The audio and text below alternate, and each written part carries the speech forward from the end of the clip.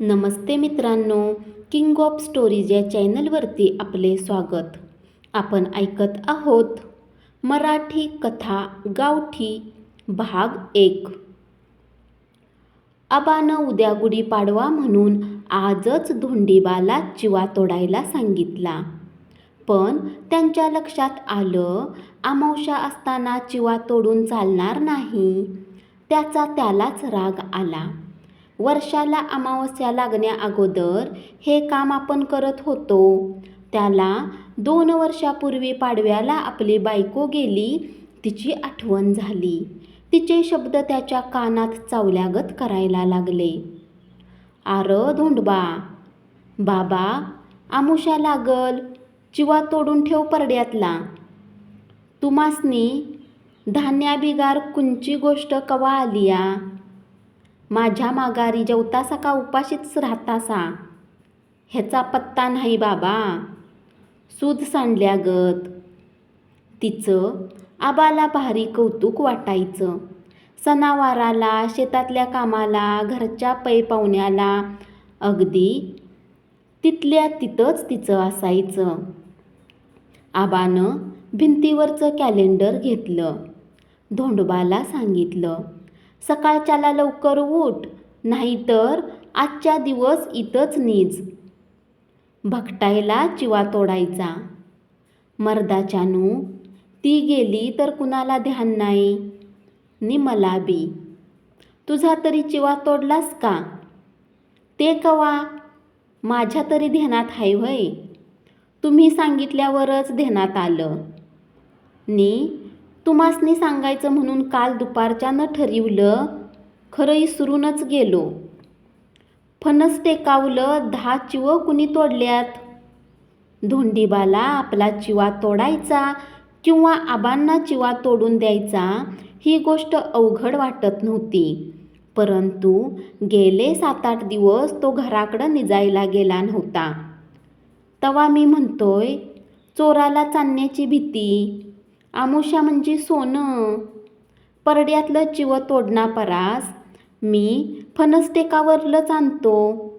जातो की लवकर उठून घराकडं तसाच. माणसं कुठली अमावस्या आणि पौर्णिमा पाळत्यात. मागून नेलं तर द्याचं नाही असं वाटलं असल, त्यांनी चोरून नेलं असतील. आबाला वाटलं. तशी 2-4 तासापूर्वीच सांगून गेलती चिवं पाहिजेत म्हणून. त्यांना न्या म्हणून सांगितलं. खरं तर ती 2-4 आल्यावरच आपल्या लक्षात आलं. धोंडबाला दुपारी दिसलेली गोष्ट तो दिवस बुडाय आल्यावर आपल्या कानावर घालतोय.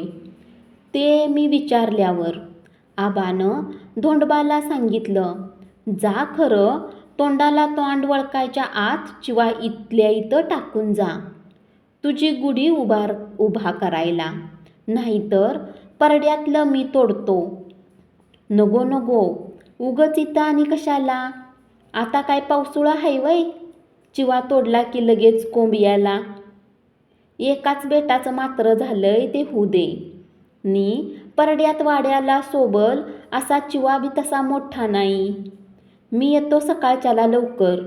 बायको उठवतीया, तिला तरी झोपच नाही. मध्यानीची उठून पोळ्या करीत बसल आता.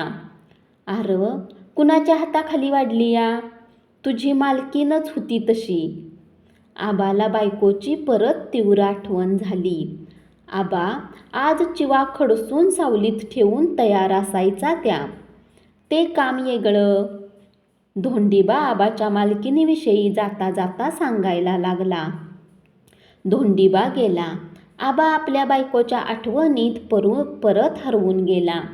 पहाटे उठून धोंडीबानं चिवा आणला. बाईला अजून याक जागं झालं नाही. आबा काय म्हणा, काय बी असू द्या, माणसं रामठेका सोडत नाहीत, असं म्हणून तो आपल्या घराकडं गेला. आबानं विळ्यानं आणलेली चिव्याच्या बारीक बारीक गाठी खसडून काढल्या. गल्लीत उजेडाला तोंड फुटलं तरी काळं कुत्रं दिसना. इदुळा गुड्या उभा व्हायच्या, गल्ली भरून जायची. आबा वाड्यात गेला. रवीला हाक दिली. तो त्यांच्याबरोबर उठला नसला तरी आबा त्याला उठवल्याशिवाय सोडत नाहीत. आज तर घरातल्यांच्या सगळ्यांच्या अगोदर त्याला उठवलं होतं. त्यानं जाऊन आपल्या आईला हाक दिली होती. त्याचे वडील रात्री उशिरा कोठून तरी आले होते. त्यांना उठवू नकोस असं आईनं सांगितलं होतं, म्हणून त्यानं त्यांना उठवलं नव्हतं. आणि आबा आपल्या बायकोच्या नंतर सगळं काय असेल ते रवीलाच, आपल्या नातवालाच सांगत होता. रवी गरम पाण्याची कळशी घेऊन आला. ते दोघं चिवा धुवायला लागले. वरच्या आळीचा बाळ्या हातात टमऱ्याल घेऊन गल्लीनं खाली येताना आबाला दिसला. आबानं चिवा धुवून वाड्याच्या भिंतीला उभा केला. रवी आत गेला. वरनं येणारा बाळ्या मोहरनं जायला पाहिजे होता. तो आभाळातनं गेल्यागत गेला का काय असं तो खाली दिसायला लागल्यावर वाटायला लागलं. त्याचं त्यालाच कळना. आपल्याला तंद्री लागली तरी कसली. रवीनं ताटातनं चाफ्याची फुलं, साखरेची माळ, लिंबाचा ढाळा असं आणून ठेवलं. तोपर्यंत आबानं त्याला माडीवरचा कासरा आणि मागच्या बैलांच्या गोट्यात खुंटीवरची दोरी आणायला सांगितलं. आता निम्मं गाव जागं झालं होतं. बाळ्या खालनं वर गडबडीनं येताना दिसला. आबाला मगाचा उलगडा करायचा होता, तर तो आबा आहे म्हणून वाड्याच्या खालच्या बोळात शिरला. वाड्याच्या परड्यातनं वाड्याच्या वरच्या बोळातनं वर निघाला. जातानाही तो तसाच गेला होता. आबाच्या लक्षात आलं. रवीच्या आईनं गुढीची जागा शेणानं सारवून घेतली. आबानं बाळ्याला हाक मारली. ते पारुशा तोंडाचा, त्यात त्याचा चेहरा बघण्यासारखा राहिलाच नाही. गल्लीत गावात गडबड चालू होती. प्रत्येक जण बायकासनी चुलीपुढं जाऊन रागवत होता. तुझं अजून पाणीच तापायचंय होय? आज तरी मला लवकर देतेस का नाही आंघोळ करायला पाणी? बाळ्या चाचपडत आबाच्या जवळ आला. दिवसाची किरणं कुठं तरी चाचपडत गावात शिरत होती. बाळ्याला काय सुधारणा. रवीनं कासरा दोरी आबांना दिली. आर असा का परड्यातनं बोळातनं जातोयस थेट रस्ता असताना? आबा तुम्ही गुढी उभी केलीसा, अजून आम्ही तोंडावर पाणी टाकलेलं नाही. तुमच्या नातवाची सर आमासनी नाही. मला कसं तरी वाटलं, म्हणूनच पारुशा तोंडानं तुमच्या मोहरनं कशाला म्हणून गेलो परड्यातनं. बाळ्या कचरतच बोलत होता. लेकाच्यानू एवढं ध्यानात आलं तरी रगड. आमच्या घरात तरी काय, तुमचं सरपंच उठल्यात. किती केलं तरी हे नववरीस, ह्याची सुरुवात आळसात म्हटल्यावर कसं व्हायचं र? आबाचं पुढचं ऐकाय बाळ्या थांबलाच नाही. आबालाही आज चुकल्यागत वाटायला लागलं. दिवस उगवायच्या आत गुढी उभी पाहिजे. सूर्यनारायणाची वाट बघत नव्या वर्षावर आपण थांबायला पाहिजे. तो तसाच रवीला तिथंच थांबवून माडीवर गेला. माडीवरच्या कपाटात त्याच्या बायकोचा शालू. 50 वर्ष झाली. त्या शालूशिवाय दुसरा कधीच गुढीला बांधला नाही. कमरच्या चापकीला कपाटाची चावी. तिनं त्या कपाटाचं कुलूप काढलं. वर्षातनं सणावाराच्या वेळीच ते कपाट उघडायचं. त्यातलं बायकोचं चिताक आणि शालू काढला. त्याच्या पुढं बायकोच उभी राहिली. गळा भरून दागिनं, शालू नेसलेली, रुपया एवढं कुंकू, कपाळ भरून, आणि म्हणाय लागली, असं काय बघताय? लोकांनी गुड्या उभा केल्यात, तुम्ही यावर्षी मागं पडलासा. दिवस वावभर वर आलाय. तसा आबा हल्ला. जिना चढून रवी वरती आला. अजून काय करताय आबा? आलो चल असं म्हणून त्याच्याकडं शालू दिला. त्याच्या पाठोपाठ तोही आला. गुढी उभी केली. कडुनिंबाचा पाला आणि गूळ एकत्र कालवून आबानं पोळीचा निवद दाखवला. साऱ्या गावात राहिल्या सुईल्या गुड्या उभ्या राहिल्या. रवीला कडुनिंबाचं पान गिळत नव्हतं. आबासमोर असल्यामुळं त्यानं कसं तरी ते गिळलं. सूर्याची किरणं सांदी बोळातनं बिनधास्त शिरली. चौकात चौकात गल्ली दारात माणसं जमली. गावात असणाऱ्या माणसाला दर्शन घ्यायचं नाही म्हटलं तरी जमायचं नाही. कारण जाता येता प्रत्येकाला देवळाच्या समोरूनच जावं लागायचं. मग बरीच जण तिथंच रस्त्यावर पायातलं जोडं काढायची, हात जोडायची, पायातलं जोडं घालून जायची. देवाचा पार भला मोठा, पिंपळाची सावली, सावलीचा गारवा, तिथं माणसं जमायची. पण आबाला तिथं आता 10-5 जणच बसलेली दिसायची. त्यांचा विषय वेगळाच. गावकी सोडून बाकीचं सारं. वाड्यामोहरं आलेली माणसं घेऊन आबा पारावर म्हणून गेला. देवदर्शन घेऊन पार थोडाभूत सजला. गुरव देवळात काहीतरी तयारी करत होता. त्याला आबानं विचारलं, "आर, पालखी अजून काढली नाहीस होय?" तर तो म्हणाला होता, "एकटा काय जीव देऊ काय?" त्याच्या या नवीन वर्षाच्या शुभमुहूर्ताच्या शब्दानं आबा गप्प येऊन पारात मिसळला होता. गुरुवासंग बाकीचं गुरव कोणच नव्हतं. त्यात देवळात आत माडीवर पालखी. जिन्यावरून खाली उतरायची म्हणजे 4-5 गडी लागणार. पालखीचं काम. देवाच्या कुठं तरी काय झालं म्हणजे काय करायचं? दसरा, पाडवा साऱ्या गुरुवांनी मिळून पालखीला मदत करायची असं चालत आल्यालं. पण आज 10 वाजून गेलं तरी बाकीचं कोणच इकडं चुकूनही फिरकलं नव्हतं. गुरव बाहेर आला.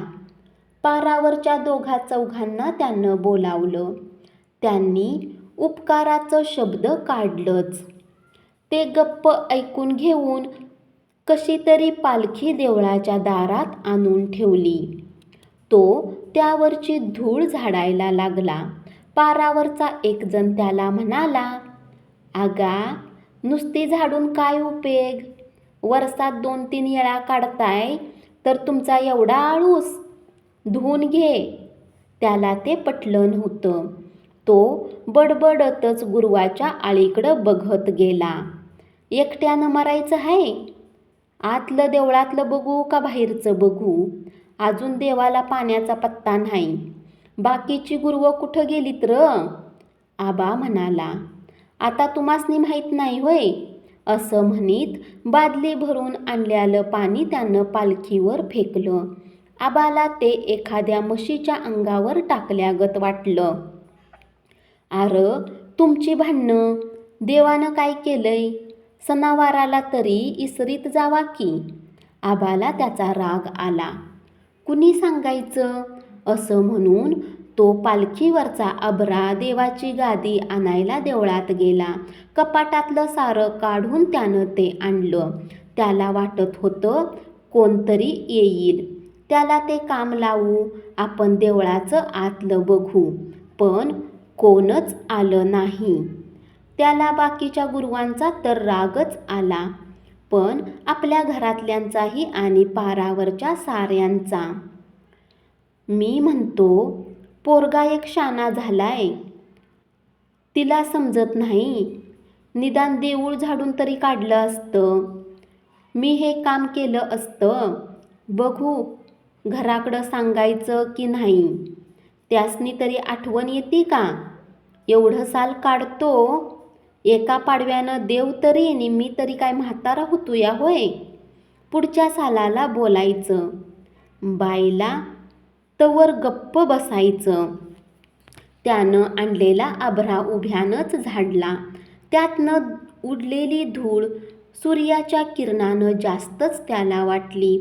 पालखीवर पांघरलेला अभरा बघून आबाच्या मनाला कसंसच झालं. त्यावर 17 ठिकाणी तेलाचं डाग बघून मळमळायला लागलं.